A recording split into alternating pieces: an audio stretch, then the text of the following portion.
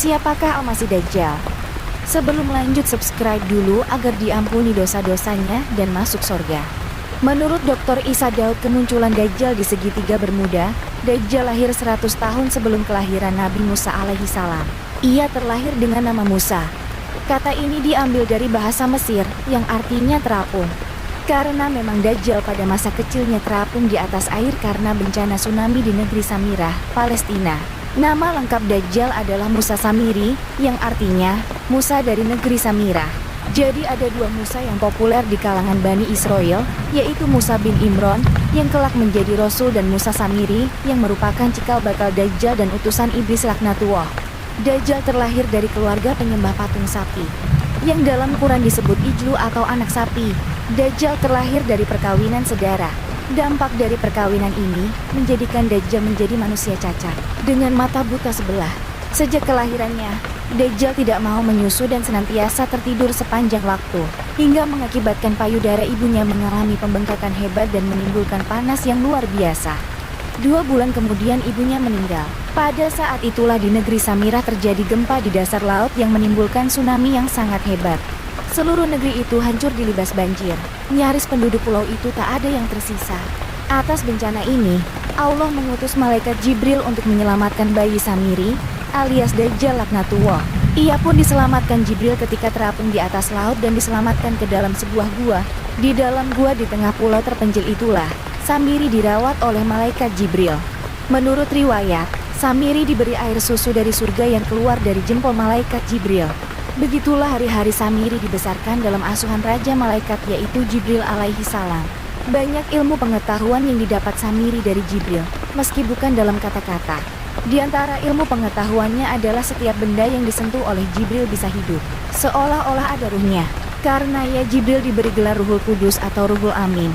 Oleh karena itulah hingga kini, Dajjal menjelma sebagai master sihir tiada duanya di seluruh muka bumi ini, di samping penguasaannya pada ilmu teknologi. Dalam perjalanannya hidupnya, Dajjal selalu datang pada setiap masa kenabian untuk menyesatkan umat manusia.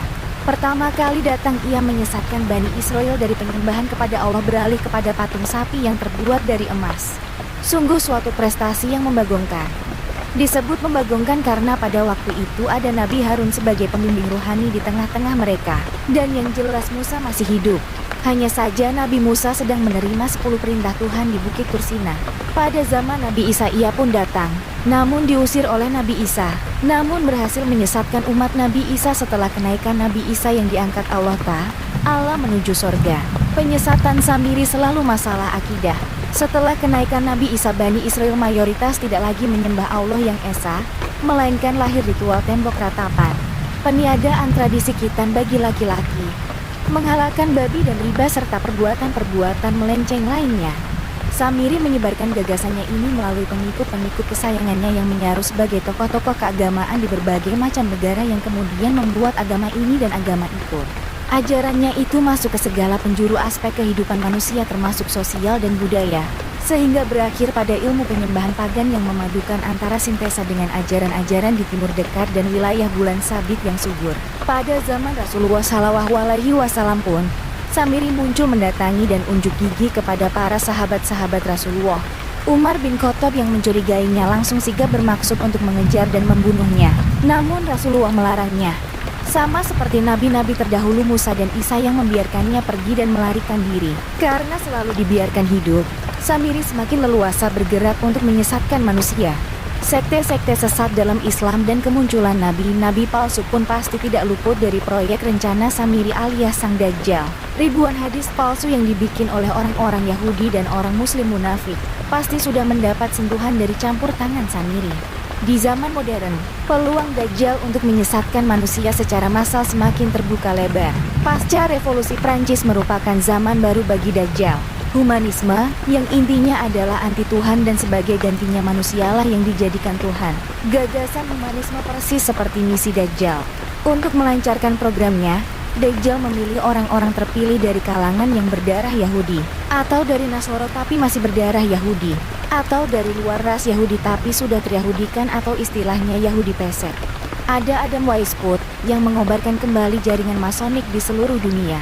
Dajjal berhasil mendidik putra-putri Yahudi sebagai ras terbaiknya. Putra-putri Yahudi itu antara lain Renan, yang merupakan kawan dari Muhammad Abduh. Ada Jenderal Meji dari Jepang, Auguste Comte dari Prancis, dan 2 orang dari keluarga rahib Yahudi Tulen yaitu Karl Marx dan Sigmund Freud. Tak ketinggalan seorang pendeta Nasrani yang murtad menjadi ateis, Friedrich Nietzsche. Kesemua gagasan orang-orang itu semuanya sama persis, yaitu ateisme, yang menjadikan manusia sebagai Tuhan bagi dirinya sendiri. Pada abad 19 agama Masehi di Eropa nyaris sekarat. Ia mendapat gempuran hebat terutama dari ketiga pemikir Yahudi yaitu dari Karl Marx, Freud, dan Comte. Kesimpulannya sama. Agama itu ilusi. Agama itu bohong.